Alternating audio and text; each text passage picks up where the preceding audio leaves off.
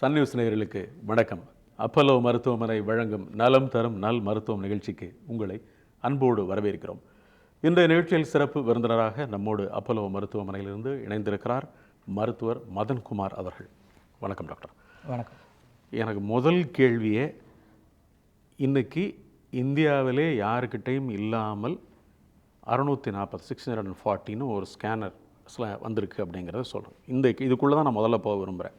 64 இருந்தது, 640 ஆயிடுச்சு. இந்த 64 எல்லாருக்கும் ஞாபகம் இருந்தது. அதுக்கப்புறம் இப்போ ஒரு சைபரை போட்டால் அது ஞாபகத்துக்கு வந்துடுச்சு. எங்கள் கேள்வி எங்கே வருதுன்னா, ஒரு லேமேனா பிஇடி ஸ்கேன் இருக்குது, அதுக்கப்புறம் அட்வான்ஸ், அதுக்கப்புறம் இப்போ ப்ரோட்டான் வந்திருக்கு. இப்படி இத்தனை விஷயங்களும் வந்திருக்கும் பொழுது இந்த 614 சொல்லக்கூடிய இந்தியாவிலே முதல் முறையாக சென்னையில் அப்பல்லோ மருத்துவமனையில் வந்திருக்கிற இந்த ஸ்கேனுக்குன்னு இது எத்தனையும் தாண்டி என்ன அப்படி ஒரு ஸ்பெஷாலிட்டி டாக்டர்? 640 ஸ்லைஸ் அப்படின்றது இது ஒரு சிடி ஸ்கேனுடைய மிகவும் அட்வான்ஸ்டான ஒரு ஸ்கேனர். இது இப்போதைக்கு இந்தியாவில் 640 ஸ்லைஸ் அப்பல்லோவில் மட்டும்தான் இருக்குது. இந்த ஸ்லைஸ் அப்படின்றது என்ன, முதல்ல சிடின்றது என்னன்னு புரிஞ்சுக்கணும். ஸோ சிடி ஸ்கேன் அப்படின்னு பார்த்தீங்கன்னா கம்ப்யூட்டர் டோமோகிராஃபின்னு சொல்லுவோம். ஸோ இது ஒரு வகையான எக்ஸ் கதிர்களை பயன்படுத்தி அதன் மூலமாக பேஷண்ட்டோடைய உடல் உறுப்புகள் உள்ள பாகத்தை நம்ம ஃபோட்டோ மாதிரி எடுத்து பார்க்கலாம். இதில் இந்த ஸ்லைஸ் அப்படின்னு சொல்கிறோம் இல்லைங்களா, அந்த 640, 64, 128 அப்படின்னு ஸ்லைஸ்னா என்னன்னு தெரியும். ஸோ ஸ்லைஸ்ன்றது என்னன்னு பார்த்தீங்கன்னா, இந்த சிடி ஸ்கேன் எப்படி வேலை செய்யும் அப்படின்னா, இப்போ இதே எக்ஸ் கதிர்கள் பயன்படுத்தி தான் எக்ஸ்ரேவும் பண்ணுறோம். இப்போ நார்மலாக நீங்கள் டாக்டர் கிட்ட போகும்போது அவங்க செஸ்ட்டுக்கு எக்ஸ்ரே எடுங்க, கால் உடஞ்சிச்சுன்னா காலுக்கு எக்ஸ்ரே எடுங்க, முட்டிக்கு எக்ஸ்ரே எடுங்கன்னு சொல்கிறாங்க இல்லையா. அதில் பயன்படுத்துகின்ற எக்ஸ் கதிர்களும் ஒன்று தான், இதில் பயன்படுத்துகிற எக்ஸ் கதிர்களும் ஒன்று தான். ஆனால் அது எல்லாமே 2D இமேஜ்னு சொல்லுவோம். அதாவது எப்படின்னா, எக்ஸ் கதிர்கள் நம்ம உடம்பு மேலே பட்டதுக்கப்புறம் நம்ம பின்வழியாக வெளியேறும். அந்த எக்ஸ்ரேல என்ன ஆகும் அப்படின்னா, எல்லா டேட்டாவும் இங்கே ஃப்ரண்ட்ல இருந்து பேக் வரைக்கும் எல்லா டேட்டாவும் ஒரே ஒரு இமேஜாக தான் வரும். ஸோ அது 2D ப்ரொஜெக்ஷனல் இமேஜ்னு சொல்லுவோம். அது துல்லியமாக இருக்காது. ஆமாம், துல்லியமாக இருக்காது. எல்லாத்தோடைய ஒரு ஆவரேஜ். அது ஒரு அடிப்படை தேவைக்கான ஏதாவது ஒரு விஷயத்தை ஸ்கிரீனிங்காகவோ அது மாதிரி பார்த்துக்கலாம். இந்த சிடி ஸ்கேன்லையும் அதே எக்ஸ் கதிர்கள் தான் பயன்படுத்துகிறோம். ஆனால் இது எப்படின்னா, ஒரு பேஷண்ட் முதல்ல ஒரு டேபிளில் படுத்திருப்பாங்க. அவங்கள சுற்றி ஒரு ரிங் மாதிரி ஒரு அந்த கேண்ட்ரின்னு சொல்லுவோம். அந்த கேண்ட்ரியில் ஒரு பக்கம் இந்த எக்ஸ் கதிர்களை உண்டாக்குகின்ற எக்ஸ்ரே டியூப், அந்த எக்ஸ்ரே டியூப் ஒரு சைடில் இருக்கும். அதுக்கு நேர்மாறாக இன்னொரு ஆப்போசிட் சைடில் டிடெக்டர்னு சொல்லுவோம். இந்த டிடெக்டர்ன்றது தான் கடந்த இந்த எக்ஸ்ரே பார்த்தீங்கன்னா சிடி மிஷின் 1967 முதல்ல கண்டுபிடிச்சாங்க. பட் ஆனால் பழக்கத்துக்கு வந்தது 1973 அமெரிக்காவில் ஃபர்ஸ்ட் மிஷின் இன்ஸ்டால் பண்ணாங்க. அப்போ இருந்து இப்போக்குள்ள இந்த கடந்த 40-50 வருஷத்தில் இந்த மிஷினோட அட்வான்ஸ்மெண்ட் எக்ஸ்ட்ரீம்லி ஹை. ஸோ அந்த ஸ்லைஸ்ன்றது இப்போ இந்த டேட்டா எப்படி கலெக்ட் ஆகும்னா, அந்த மிஷின் மேலேருந்து பேஷண்ட் உள்ளே போகிறாங்க இல்லைங்களா, அவங்கள சுற்றி இது ஒரு 360 டிகிரி ஒரு ரொட்டேஷன் பண்ணோம். ஓகே, ஒரு ரொட்டேஷன் பண்ணும்போது 640 ஸ்லைஸ் நமக்கு அந்த இமேஜஸ் வரும். ஸோ இதனால் என்ன பெரிய பயன்பாடுன்னு பார்த்தீங்கன்னா, முதல்ல பண்ணும்போது நம்ம ரொட்டேட் பண்ணும்போது அந்த திக்னஸ் ஆஃப் த இது இப்போ ஒரு பிரெயின் ஸ்கேன், பிரெயினோட சிடி ஹெட் பண்ணுறாங்கன்னு வைங்க. ஸோ பிரெயின் ஆவரேஜாக ஒரு நார்மலாக 15 சென்டிமீட்டர்லேருந்து 20 சென்டிமீட்டர் வரைக்கும் இருக்குது. ஸோ இந்த 20 சென்டிமீட்டர்லேருந்து 15 சென்டிமீட்டர் நீங்கள் ஒரு ஸ்லைஸாக எடுக்கும்போது ரொம்ப நேரமாகும். அதுவும் பழைய ஸ்கேனர்லாம் பார்த்தீங்கன்னா 1 சென்டிமீட்டர் தான் ஒரு ஸ்லைஸ் கவர் பண்ண முடியும். ஸோ ஒரு ஸ்லைஸ் கவர் பண்ணி பண்ணுறதுக்குள்ளே அது ரொம்ப நேரம் ஆகும். ஸோ ஒரு 20 வருஷத்துக்கு முன்னாடிலாம் பார்த்தீங்கன்னா ஒரு சிடி ஸ்கேன் பண்ணுறதுக்கு it will take about 30 minutes, குறைஞ்சபட்சம் 30 மினிட்ஸாவது ஆகும். இப்போல்லாம் லெஸ் தென் 1 செகண்டுக்குள்ளே பண்ணிடுறோம்.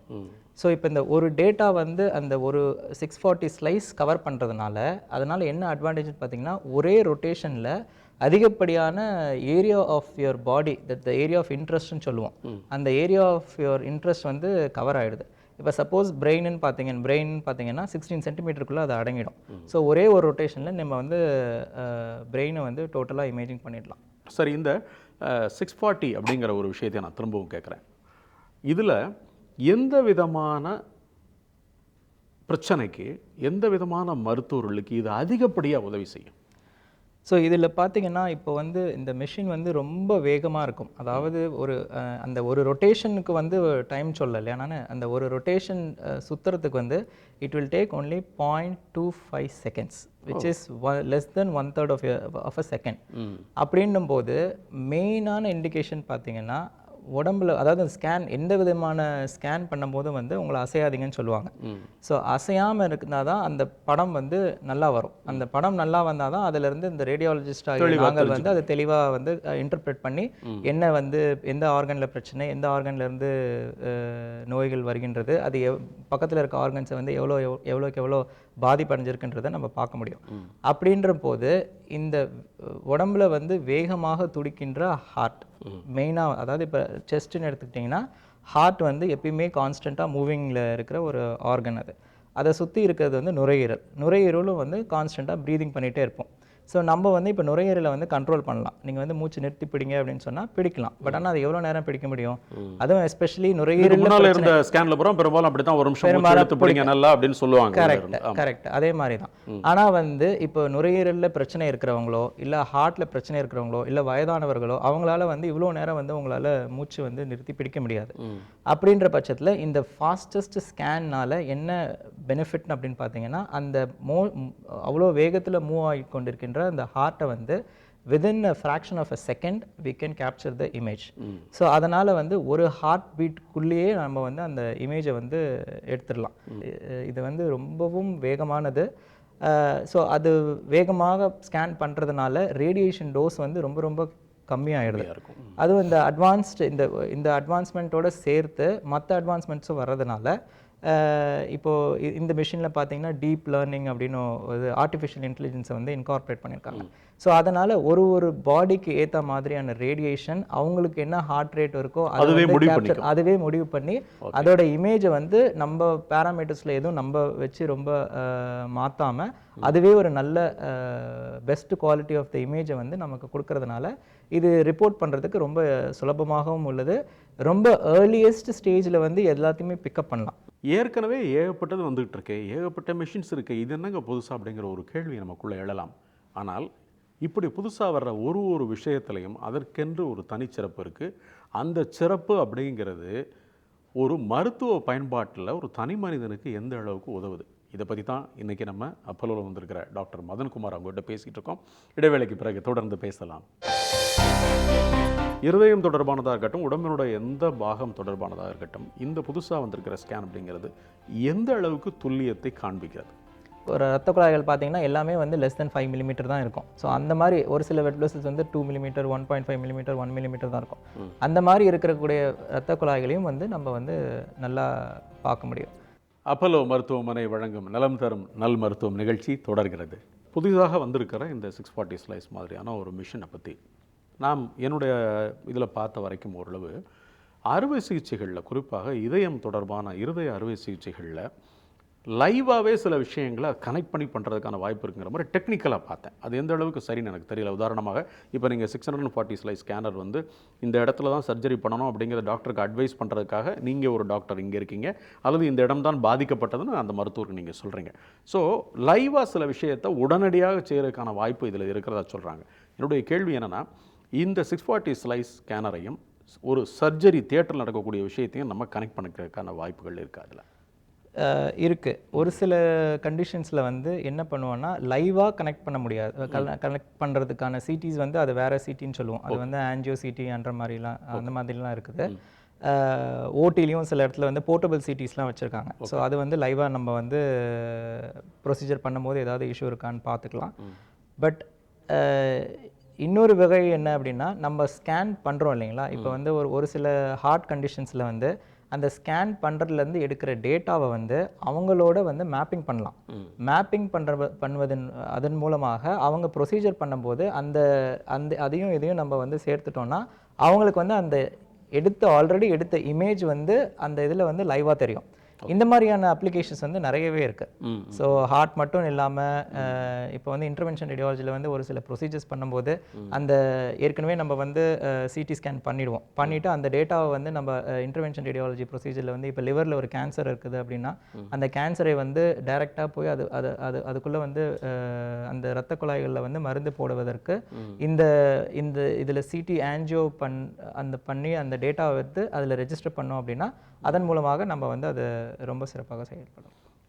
இந்த புதுசாக வர்ற இந்த மாதிரியான விஷயங்கள் எல்லாமே பெரும்பாலும் இருதயம் தொடர்பானதாக இருக்கட்டும், உடம்பினுடைய எந்த பாகம் தொடர்பானதாக இருக்கட்டும், இந்த புதுசாக வந்திருக்கிற ஸ்கேன் அப்படிங்கிறது எந்த அளவுக்கு துல்லியத்தை காண்பிக்கிறது? அதாவது அதாவது ஒரு ரேடியாலஜிஸ்ட்டை பொறுத்த வரைக்கும் இமேஜ் வந்து கிளியர் அண்ட் கிறிஸ்பாக இருந்துச்சு அப்படின்னா the diagnosis that we make will also be correct. So motion, அதாவது ஆர்டிஃபேக்ட்னு சொல்லுவோம். இது வந்து எங்கள் ரேடியாலஜி டெர்மினாலஜியில் வந்து ஆர்டிஃபேக்ட்னு சொல்லுவோம். இதை வந்து சிம்பிளாக சொல்லணுன்னா அந்த இமேஜில் வரக்கூடிய பிழைகள், இது வந்து மிஷின் சார்ந்த பிழைகளாக இருக்கலாம், பேஷண்ட் சார்ந்த பிழைகளாக இருக்கலாம், இந்த மாதிரி வியாதியில் சார்ந்த பிழைகளாக இருக்கலாம், இல்லை ஏதாவது அவங்க உடம்புக்குள்ளே மெட்டலோ இல்லை ஏதாவது இம்ப்ளான்ஸோ ஏற்கனவே போட்டிருப்பாங்க, அதன் மூலமாக வரும் பிழைகளாக இருக்கலாம். இந்த மாதிரி பிழைகளில் வந்து ஒரு சில மிஷினில் வந்து தவிர்க்கவே முடியாது. இந்த மிஷின் பொறுத்த வரைக்கும் when we talk about accuracy, இதோட ஃபர்ஸ்ட் திங் என்ன சொல்லலாம் அப்படின்னு பார்த்தீங்கன்னா, இப்போ இந்த ஸ்லைஸ்ன்னு சொன்னேன் இல்லைங்களா, அந்த ஸ்லைஸுன்றதோட திக்னஸ் பார்த்தீங்கன்னா லெஸ் தென் 1 millimeter, எக்ஸாக்டாக சொன்னோன்னா 0.5 millimeter. ஸோ ஒரு பார்ட்டை எடுத்துக்கிட்டோம் அப்படின்னா it will make slices 0.5. So ஒரு 1 சென்டிமீட்டருக்குள்ளே வந்து பார்த்தீங்கன்னா உங்களுக்கு வந்து அட்லீஸ்ட் 20 640 சொல்கிற எல்லாமே 0.5 640 இமேஜ் உங்களுக்கு கிடைக்கும், நம்ம புரிஞ்சுக்கணும். கரெக்ட். 640 ஸ்லைஸ் இல்லையா? கரெக்ட். ஸோ அப்போ அந்த 0.5 அப்படிங்கிறது அக்யூரசி ஜாஸ்தி. ஜாஸ்தி. அதாவது ஒரு உடம்புக்குள்ள ஒரு 2 பாயிண்ட்டுக்கு நடுவில் இருக்கிற ரெசல்யூஷன் சொல்லுவோம், ஸ்பேஷியல் ரெசல்யூஷன் சொல்லிட்டு 2 பாயிண்ட்டுக்கு நடுவில் இருக்கிற டிஃப்ரென்ஸை வந்து எவ்வளோ துல்லியமாக நம்ம வந்து பார்க்க முடியும். அது வந்து ரொம்பவும் ஆக்யூரேட் இதில். ஸோ அதனால் வந்து இப்போ ஒரு ரத்த குழாய்கள் பார்த்தீங்கன்னா எல்லாமே வந்து லெஸ் தென் 5 millimeter தான் இருக்கும். ஸோ அந்த மாதிரி ஒரு சில வெட் வெசல்ஸ் வந்து 2 millimeter, 1.5 millimeter, 1 millimeter தான் இருக்கும். அந்த மாதிரி இருக்கக்கூடிய ரத்த குழாய்களையும் வந்து நம்ம வந்து நல்லா பார்க்க முடியும். So accuracy depends upon so many factors, but இந்த மிஷினோட ஃபேக்டர் வந்து இதில் வெரி ரொம்பவும் சிறப்பாக. சரி டாக்டர், நீங்கள் வந்து 0.5 அதாவது 0.5 இந்த இதுக்குள்ளே 640 ஸ்லைஸ் அது கொடுக்கும்னு நீங்கள் சொல்கிறீங்க. இந்த 640 ஸ்லைஸையும் நீங்கள் இப்போ ஒரு மருத்துவர் என்ன எழுதியிருக்காருன்னா, ஹார்ட்டுக்கு நீங்கள் 640 பாருங்கன்னு எழுதி கொடுக்குறாரு ஒரு பேஷண்ட்டுக்கிட்ட. உங்ககிட்ட வரும்பொழுது நீங்கள் ஒரு ரேடியாலஜிஸ்ட், நீங்கள் ஒரு மருத்துவர், அந்த மருத்துவர் எழுதி கொடுத்த அந்த 640 மட்டும் இதுக்குள்ளே நீங்கள் ஹார்ட்டை மாத்திரம் இந்த 640 பார்க்க முடியுமா, அல்லது இந்த 640ங்கிற மெஷினை முழு உடம்பையும் ஸ்கேன் பண்ணுற தகுதி இருக்கிறதுனால அது எல்லாத்தையும் பண்ணதுக்கப்புறம் இதை மாத்திரம் நீங்கள் பிரிச்சுப்பீங்களா? நான் ஏன் கேட்குறேன்னா, அப்படி வந்து முழு உடம்பையும் அது பண்ணிடும் அப்படின்னு சொன்னால் என்னுடைய ஹார்ட் டாக்டர் சொல்ல விஷயத்தை நான் பார்த்துக்கிட்டு அதே சமயத்தில் என்னுடைய கிட்னியிலோ மற்றதிலோ ஒரு டவுட் இருந்துச்சுன்னா அதே ஸ்கேன் எடுத்துகிட்டு போய் நான் இன்னொரு டாக்டர்கிட்டையும் போகிறதுக்கு வாய்ப்பு உண்டு இல்லையா? ஆனால் என்னுடைய கேள்வி, அந்த 640க்குள்ளே இது அத்தனையும் எனக்கு ஒன்றா கையில் வருமா, அல்லது மருத்துவர் சொன்ன குறிப்பிட்ட இடத்த மட்டுமே நீங்கள் ஃபோக்கஸ் பண்ணி அதை ஸ்லைஸாக அந்த 640 ஸ்லைஸும் அந்த ஒரே ஒரு இடத்த, இப்போ ஹார்ட்னா ஹார்ட்டை மாத்திரம் அது 640 ஸ்லைஸாக கொடுக்கும் அப்படிங்கிறது மாதிரி டிசைட் பண்ணுவீங்களா? இது வந்து யூஸ்வலாக என்ன இண்டிகேஷனுக்காக பண்ணுறோம், எதுக்காக அவங்க வந்து நம்மக்கிட்ட அமைச்சிருக்காங்க அப்படின்றத வச்சு தான் நம்ம வந்து டிசைட் பண்ணுவோம். ஏன்னா ஸ்கேன்லேயே வந்து பார்த்திங்கன்னா நிறைய விதமான டைப்ஸ் ஆஃப் த ஸ்கேன்ஸ் இருக்குது. இப்போ ஒரு சில ஸ்கேன் பண்ணும்போது அதுக்கேற்ற மாதிரி அதோட ப்ரோட்டோகாலை வந்து மாற்றிடுவோம். ஸோ இப்போது பொதுவாக என்ன ரெக்வசிஷன் எந்த ஆர்கனை வந்து ஸ்பெசிஃபை பண்ணி அவங்க கேட்குறாங்களோ பொதுவாக அந்த ஆர்கனை ஸ்பெசிஃபை பண்ணி மட்டும்தான் எடுப்போம். ஸோ இப்போ வந்து பார்த்தீங்க அப்படின்னா அந்த இப்போது ஹார்ட் இருக்கிற இடம், ஹார்ட்டை பக்கத்தில் இருக்கிற நுரையீரல் வந்து இன்வேரியபிளி அதை நம்ம வந்து இன்க்ளூட் பண்ணிடுவோம். ஸோ அதில் இருக்க ஃபைண்டிங்ஸ் வந்து பார்ப்போம். எஸ்பெஷலி இந்த கொரோனா காலத்தில் வந்து ஹார்ட் பண்ணும்போது லங்ஸையும் சேர்த்து தான் பண்ணுறோம் நாங்கள். ஸோ லங்ஸ் பண்ணுறதுனால சம்டைம்ஸ் இந்த கொரோனாவில் வந்து லங்ஸ் தான் முதல்ல பாதிப்படைகின்றது. அது வந்து சில சமயம் வந்து நீங்கள் கொரோனா பிசிஆர் டெஸ்ட் வந்து நெகட்டிவாக இருந்தாலுமே லங்ஸில் வந்து நிறைய ஃபைண்டிங் வந்து which can be very convincing to say that it is Covid positive அப்படின்ற மாதிரி அந்த ஃபைண்டிங்ஸ் வந்து நிறைய லங்ஸில் இருக்கிறதுனால லங்ஸை வந்து எப்பயுமே இன்வேரியபிளி இந்த ஹார்ட் ஸ்கேன் பண்ணும்போது நாங்கள் இன்க்ளூட் பண்ணிடுவோம். சப்போஸ் அவங்க வந்து ஹார்ட் டாக்டரையும் பார்த்துருக்காங்க இல்லை குடல் டாக்டரையும் பார்த்துருக்காங்க அப்படின்னா இதை எல்லாத்தையுமே ஒரே ஸ்கேனாகவும் பண்ணுறதுக்கான வாய்ப்புகள் இதில். இந்த துறையில் ரேடியாலஜி துறையில் ஒரு மிகப்பெரிய அனுபவம் வாய்ந்த ஒரு நிபுணர் நீங்கள். எனக்கு ஒரு தனிப்பட்ட சந்தேகம்னு கூட சொல்லலாம் இதை. இப்போ இந்த மாதிரி ஒரு விஷயத்தை நம்ம வந்து புதுசாக ஒன்று கொண்டு வந்திருக்கோம், இதுக்கு சைடு எஃபெக்ட் இல்லை மற்றது இல்லை அப்படிங்கிற எல்லாத்தையுமே நீங்கள் வந்து எனக்கு சொல்லிட்டீங்க. ஏன் கேள்வி எங்கே வருது அப்படின்னா, ஒரு சில குறிப்பிட்ட வியாதிகள் அல்லது பாதிப்புக்கு இது வரைக்கும் எங்களால் அதை கண்டுபிடிக்கிறதுக்குன்னு ஒன்றுமே இல்லாமல் தடுமாறிக்கிட்டு இருந்தோம். அந்த மாதிரி சூழலில் இந்த 640ங்கிறது ஒரு வரப்பிரசாதமாக வந்திருக்கு அப்படின்னு சொன்னால் எந்த வியாதியை சொல்லுவீங்க? முதல்ல வந்து சொல்கிறது வந்து கொரோனரி, நம்மளுடைய ஹார்ட் அட்டாக் அது சம்மந்தப்பட்டது தான். ஓகே. இன்னொன்று வந்து பார்த்திங்கன்னா இப்போ ஒரு சில பேஷண்ட்டுக்கு வந்து 2-3 ஸ்கேன் வந்து ஒன்றா பண்ணுற மாதிரி இருக்கும். இப்போ வந்து கொரோனரி ஆஞ்சியோவோட சேர்த்து பல்மரி ஆஞ்சியோன்னு சொல்லுவாங்க. பல்மரி ஆர்ட்ரிஸ்ன்றது வந்து நுரையீரலுக்கு ரத்தம் செலுத்துகின்ற ஒரு பிளட் வெசல்ஸ். ஸோ அது இன்னொன்று வந்து அயோட்டான்னு சொல்லுவாங்க. அயோட்டான்றது வந்து உடம்புல இருக்கிற மொத்தமான உறுப்புகளுக்கும் மெயினாக பிளட் சப்ளை செய்யக்கூடியன்ற ஒரு பெரிய ரத்த குழாய் அது. ஸோ இந்த மாதிரி மல்டிபிள் ஸ்கேன்ஸை வந்து கம்பைன் பண்ணி ஒரே ஸ்கேனாக பண்ணுறதுக்கான கெப்பாசிட்டி வந்து இதில் இருக்குது. எஸ்பெஷலி இந்த ஹார்ட்டோட சேர்த்து மற்ற ஸ்கேன் பண்ணுறோம் அந்த மாதிரி நேரத்தில் வந்து this is one of the best modality. Apollo மருத்துவமனை வழங்கும் நலம் தரும் நல் மருத்துவம் நிகழ்ச்சியில் நம்ம பேசிக்கிட்டு இருக்கிற விஷயம் 640 ஸ்லைஸ் அப்படின்னு புதுசாக வந்திருக்கிற ஒரு மிஷினை பற்றி. உலகத்திலே இந்த அளவுக்கு வேகமாக செயல்படக்கூடிய ஒரு மிஷின் இல்லை. அதனுடைய பயன்பாடுகள் என்ன அப்படிங்கிற தகவல்களை நம்ம டாக்டர்கிட்ட பேசிகிட்டு இருக்கோம். இன்னும் தொடர்ந்து பேசலாம். இந்த மாதிரியான 640 ஸ்லைஸ் ஸ்கேனர்ஸ் அப்படிங்கிறது முக்கியமாக கேன்சர் பேஷண்ட்டுக்கு இது எந்த விதத்தில் உதவும்? கேன்சரை பொறுத்த வரைக்கும் எக்ஸாக்டாக எங்கே டியூமர் இருக்குது, ஏர்லியஸ்ட் டியூமர் வந்து எவ்வளோ சின்னதாக இருந்தாலும் ஓரளவுக்கு வந்து நம்மளால் பிக்கப் பண்ண முடிஞ்சுது அப்படின்னா இதில் வந்து துல்லியமாக பிக்கப் பண்ணலாம். அப்பல்லோ மருத்துவமனை வழங்கும் நலம் தரும் நல் மருத்துவம் நிகழ்ச்சி தொடர்கிறது. டாக்டர், நான் கேள்விப்பட்ட வரைக்கும் இதுக்கு முன்னால் இந்த பல நேரங்களில் இந்த ஒபிஸாக இருக்கக்கூடியவங்கன்னு சொல்கிறாங்கல்ல, 150 கிலோ 200 கிலோ இருக்கிறவங்களுக்குலாம் சில ஸ்கேன் அதுக்குள்ளே உள்ளே போக முடியாது, அல்லது அந்த வெயிட் அது தாங்குமா அப்படின்லாம் பல நேரங்களில் சொல்லுவாங்க. அவங்களுக்கு மூச்சு பிடிக்கிறதுல சிரமமும் அந்த ஒபிஸ் தான். அவ்வளோ பெருசாக இருக்கிறவங்க ரொம்ப நேரம் மூச்சு பிடிக்கிறதுக்கு பயந்துக்கிட்டு உள்ளே வரமாட்டாங்க. ஆனால் இப்போ லேட்டஸ்ட்டு சொல்லக்கூடிய இந்த ஸ்கேனில் அந்த பிரச்சனைகளை தவிர்க்கிறதுக்கான வாய்ப்பு இருக்கா? கண்டிப்பாக. அதாவது இந்த மெஷினை பொறுத்த வரைக்கும் அந்த கேண்ட்ரி சைஸ்ன்னு சொல்லுவோம். அதாவது அந்த போர் அந்த வளையம்னு சொல்லலாம் எவ்வளோ போடுவாங்களோ அது வந்து பார்த்தீங்கன்னா 78 சென்டிமீட்டர் இருக்குது. ஸோ இன்னொன்று வந்து பார்த்தீங்கன்னா டேபிளோட வெயிட் எந்த மேக்ஸிமம் வெயிட் வந்து டேபிள் தாங்குன்றது வந்து நிறைய மிஷினில் வந்து ஒரு லிமிடேஷன்ஸ் இருக்குது. இந்த மெஷினை பொறுத்த வரைக்கும் 315 கிலோ 315 கேஜிஸ் வரைக்கும் மேக்ஸிமம் வெயிட் உள்ள பேஷண்ட்டோ உடல் ரொம்ப கனமானவங்கள் வந்து அந்த போர்க்குள்ளே போகிறதுக்கான அந்த கெப்பாசிட்டியும் வந்து இந்த மிஷினில் இருக்குது. இது மட்டும் இல்லாமல் ஒரு சில வகையான பேஷண்ட்ஸ் அதாவது பார்த்தீங்கன்னா சின்ன குழந்தைகளாக இருக்கட்டும். இப்போ சின்ன குழந்தைகள் பொறுத்த வரைக்கும் முக்கால்வாசி நேரம் வந்து நாங்கள் செடேஷன் கொடுத்துருவோம். செடேஷன் கொடுத்துட்டு, அதாவது செடேஷன்றது வந்து மயக்க மருந்து கொடுத்து தான் ஸ்கேன் எடுப்போம். பட் இந்த ஸ்கேன் வந்து ரொம்ப வேகமாக இருக்கிறதுனால ஈவன் அந்த குழந்தை வந்து ஓரளவுக்கு அசைஞ்சா கூட we can do the scan. In addition, அந்த அசைவுகளில் வந்து சரி பண்ணி பண்ணுறது தான் இந்த மிஷினில் இருக்கிற இந்த deep intelligence and artificial intelligence. அதாவது இந்த குழந்தை உள்ள ஸ்கேனுக்கு போகுது, ஆனால் ஸ்கேனில் நீங்கள் அசையாமல் இருக்குன்னு சொன்னாலும் கூட ஒரு குழந்தை அது அசைஞ்சிருது. ஆனாலும் நீங்கள் ஸ்கேனை எடுத்துருவீங்க. ஆனால் அதுக்கப்புறம் அவங்களுடைய அந்த ஆர்டிஃபிஷியல் இன்டெலிஜென்ஸ் அப்படிங்கிற ஒரு விஷயத்தை அந்த அசைவை சரி செய்யக்கூடிய வாய்ப்பு இதில் இருக்குன்னு சொல்கிறேன். கண்டிப்பாக ஓரளவுக்கு வந்து அந்த அசைவுகளை வந்து நம்ம கரெக்ஷன் பண்ணி அந்த இமேஜஸை வந்து இன்டர்பிரட்டபிள் இமேஜஸாக வந்து மாற்றி அதிலிருந்து என்ன நோய் என்ன பாதிப்புன்றதை நம்ம கண்டறிய முடியும். சரி டாக்டர், நம்ம நிகழ்ச்சியினோட இறுதி பதிவு வந்திருக்கோம். ஒரு முக்கியமான கேள்வி எனக்கு. அதாவது இந்த மாதிரியான ஸ்கேன் அப்படின்னு வந்த உடனே நம்ம முதல்ல எல்லாரும் கேட்குற கேள்வி, அது கேன்சருக்கு எந்த அளவுக்கு உதவும் அப்படின்னு. ஏன்னா கேன்சர் அப்படிங்கிறது ஒன்றாக இருந்தது விரிஞ்சு பல மாதிரி ஆகி பல வழிகளில் உருமாற்றம் இன்றைக்கி. ஸோ ரொம்ப சாதாரணமாக எல்லாரும் பேசக்கூடிய ஒரு வார்த்தை அப்படிங்கிற அளவுக்கு இழப்பு எல்லாத்துலேயுமே பார்த்திங்கன்னா அது கேன்சர் வந்துடுச்சு அப்படின்னு சொல்லக்கூடிய அளவுக்கு வந்துட்டோம்.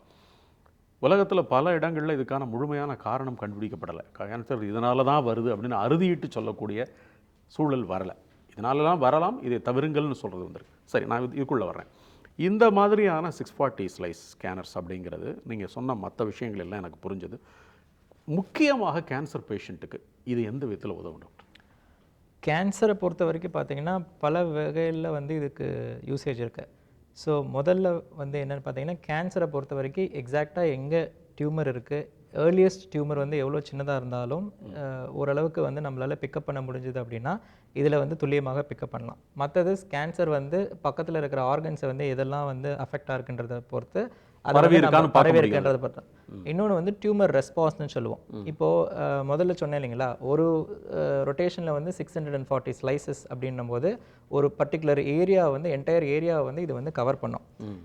இதோட இன்னொரு ஒரு அட்வான்டேஜ் அப்படின்னு பார்த்தீங்கன்னா பர்ஃபியூஷன் ஸ்கேனுன்னு சொல்லுவோம். இந்த பர்ஃபியூஷன் ஸ்கேனுனா இப்போ அதே இடத்துல வச்சு நீங்கள் திருப்பி ரொட்டேட் பண்ணிட்டு இருந்தீங்கன்னா இப்போ வந்து நம்ம டை ஒன்று கொடுக்குறோம் இல்லைங்களா, அந்த டை வந்து ஒன்று இரத்த குழாயில் வந்து அடைப்பு இருக்கான்னு பார்க்கலாம், இன்னொன்று வந்து அந்த இரத்த குழாயில் அடைப்பு ஏற்பட்டதன் காரணமாக அந்த ஆர்கன், அந்த இரத்த குழாய் வந்து எந்த ஆர்கனை வந்து பர்ஃப்யூஷன் பண்ணுதோ, எந்த ஆர்கனுக்கு வந்து பிளட் சப்ளை பண்ணுதோ, அதில் எவ்வளோ பிளட் சப்ளை இருக்குது, வாஸ்குலாரிட்டின்னு மெடிக்கல் டெர்மினாலஜியில் சொல்லுவோம். அந்த வாஸ்குலாரிட்டியை வந்து நம்ம வந்து பார்க்க முடியும்.